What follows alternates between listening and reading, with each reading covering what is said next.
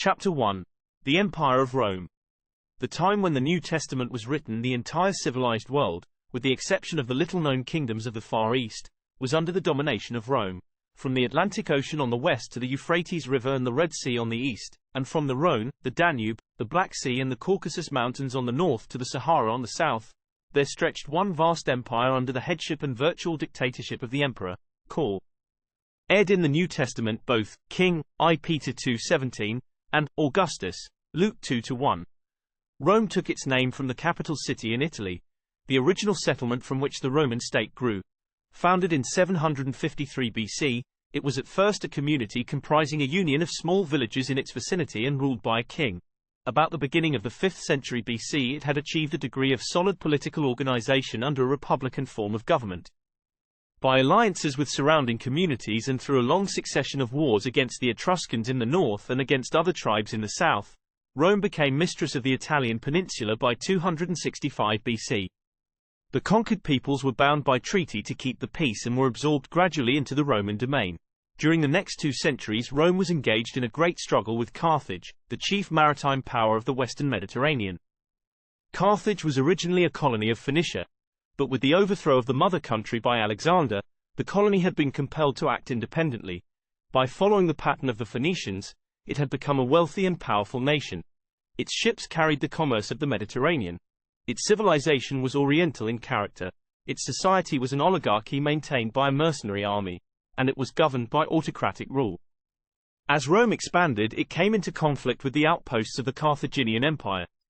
Aside from the fact that the two civilizations were alien to each other in racial origin and in political theory, there was not enough room for both of them in the same territory.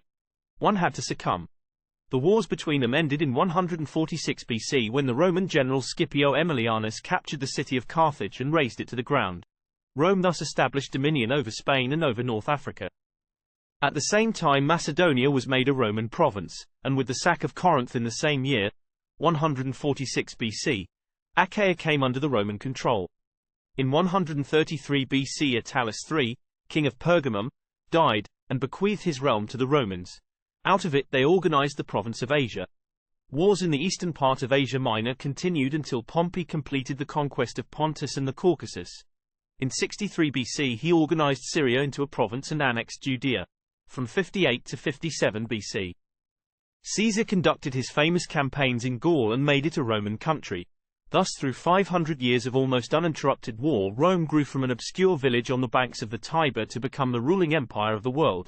The rapid territorial expansion, however, brought great changes in the life of the Roman people. As the military leaders gained a taste of power, they began to use their armies not only for foreign conquest, but also for enforcing their supremacy at home. The century between the conquest of Carthage and of Greece and the death of Julius Caesar was marked by a constant succession of civil wars. Marius, Sulla, Caesar, Antony, and Octavian, one after the other, strove to make himself master of the Roman state, until finally Octavian, or Augustus as he was called by the Senate, succeeded in exterminating his opponents in 30 BC, and became the first emperor. Augustus 27 BC to AD 14. Under his rule the Roman Imperium, or power of the imperial state, was thoroughly established. The people, tired of war, longed for peace. Augustus became the princeps, or first citizen of the land. He ruled wisely and well. Politically, the new principate was a compromise between the old republicanism and the dictatorship which Julius Caesar had advocated. The Senate was retained as the theoretical ruling body. In 27 BC, it conferred on Augustus the office of commander-in-chief of the armed forces of the empire. In 23 BC he was given the tribunicial power for life, which meant that he had control over the popular assemblies and was appointed the permanent representative of the people. He was given the prerogative of introducing the first topic of discussion in the Senate and the right to call its meetings. All of his rights were founded upon a constitutional basis rather than upon any arbitrary seizure of power. During the reign of Augustus many reforms were effected. The Senate was purged of unworthy members. A large part of the army was demobilized, and the discharged veterans were settled in colonies or on land supplied by purchase. A regular professional army was created which became a school for citizens. Upon retirement from the ranks, the veterans were given a bonus and were settled in colonies in the provinces, where they could make a good living and at the same time be community leaders loyal to Rome.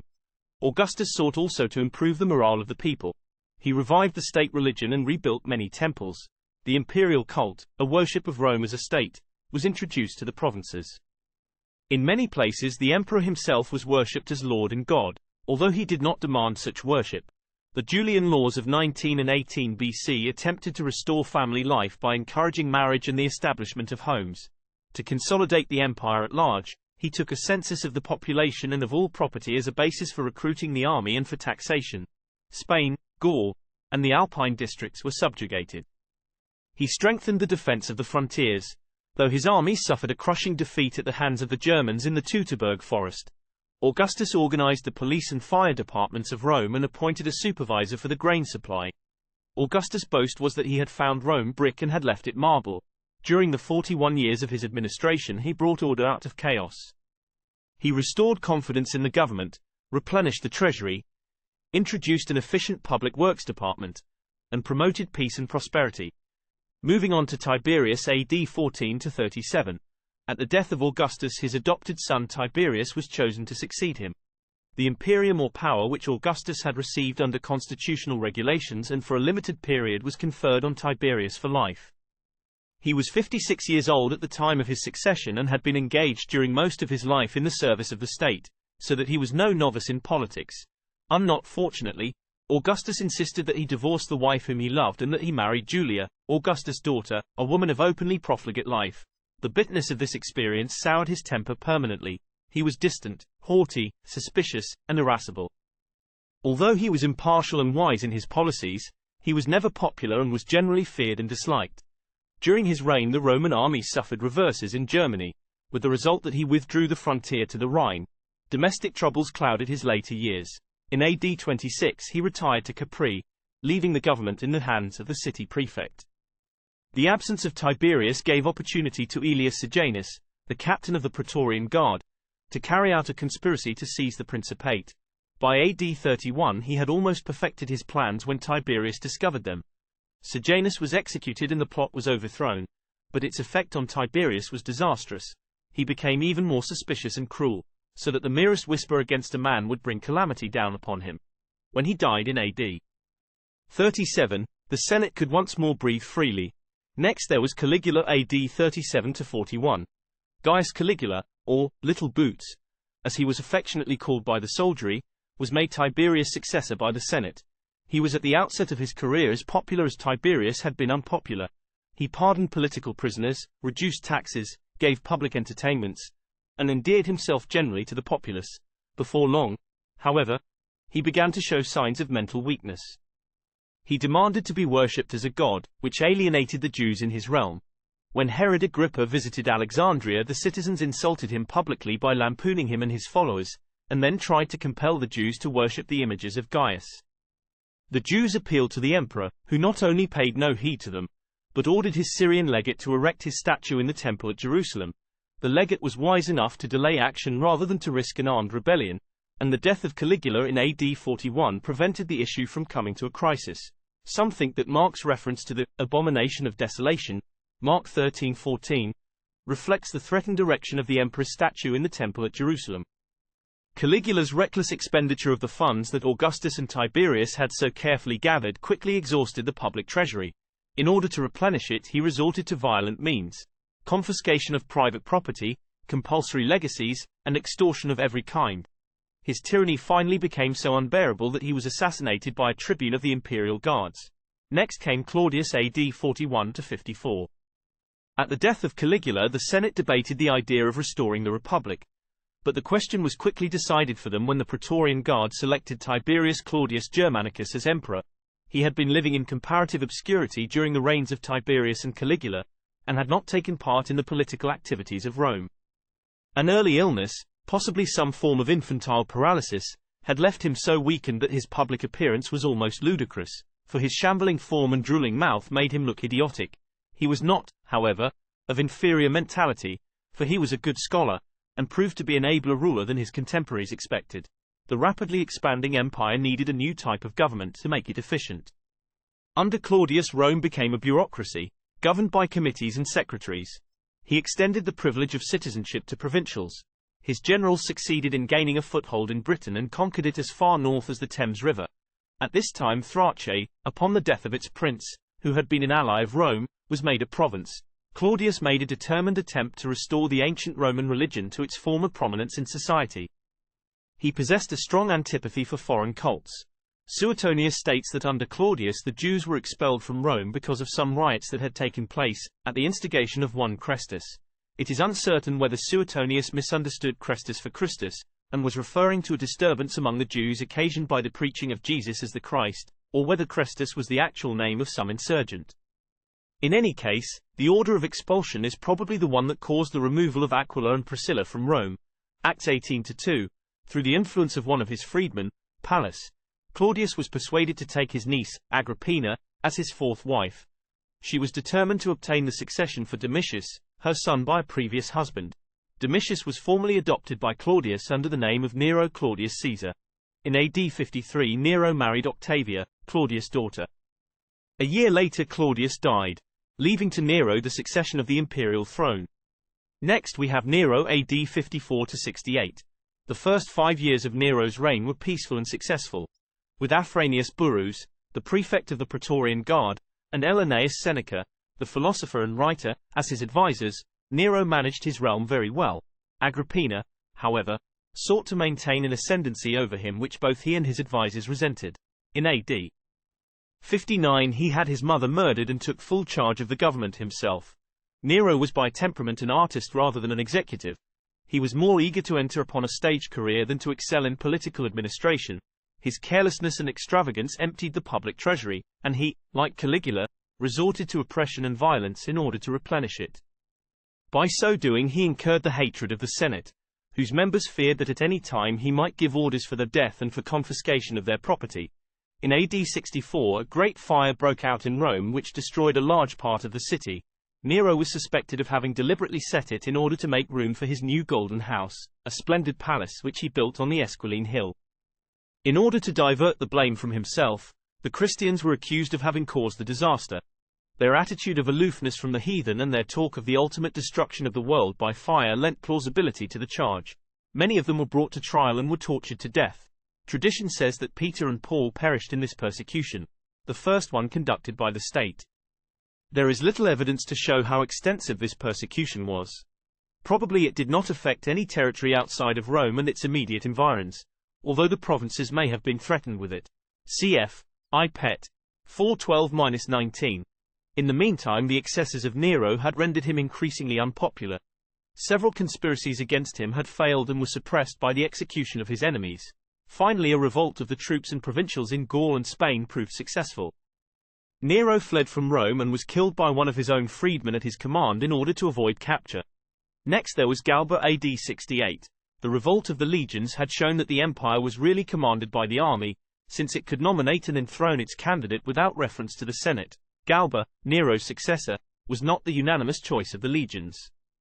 When he adopted as his successor Lucius Calpurnius Piso, Otho, who had once supported him in hope of being emperor himself, persuaded the Praetorian Guards to kill Galba and to make him emperor. Next there was Otho AD 69. Otho's rule was short-lived. The Senate concurred in his appointment, but Vitellius, the legate of Germany, marched on Rome with his troops. Otho was killed in battle and Vitellius took his place. Next there was Vitellius AD 69. Vitellius was recognized by the Senate, but he was unable to control the soldiery, nor could he establish any stable government. The army of the East intervened in the affairs of state and made its general, Vespasian, emperor. At that time Vespasian was engaged in the siege of Jerusalem. Leaving it in charge of his son, Titus, he proceeded to Egypt, where he gained control of the country and cut off the food supply of Rome. His lieutenant, Mucianus, set out for Italy. In spite of the spirited resistance of the troops of Vitellius, Vespasian's partisans captured and sacked Rome. Vitellius was killed, and Vespasian was proclaimed ruler. Next there was Vespasian AD 69-79. Vespasian was a plain old soldier, who was frugal in his habits and vigorous in his administration. He suppressed revolts among the Batavii and among the Gauls, while Titus completed the reduction of Jerusalem. The city was completely destroyed and the province was put under a military legate. He strengthened the frontiers by reducing dependent principalities to the status of provinces.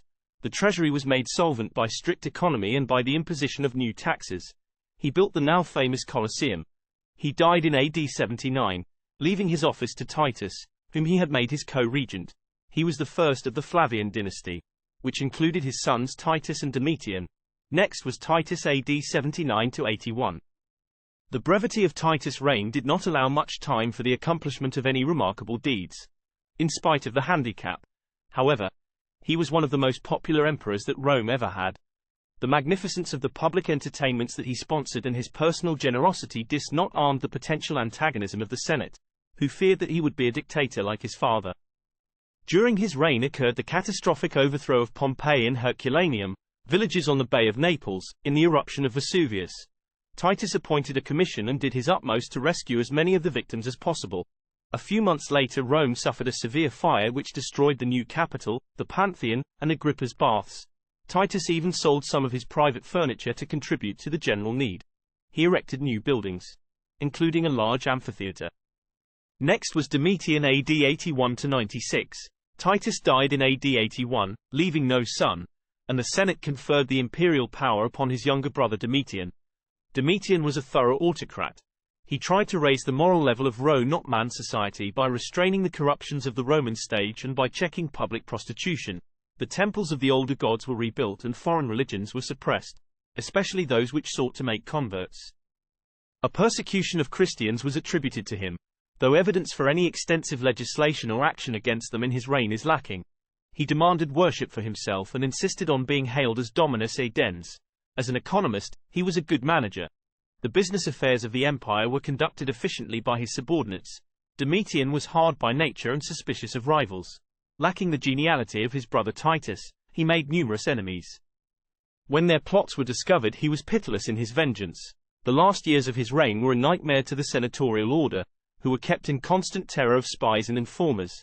Even his own family did not feel safe, and finally, in self-defense, they procured his assassination.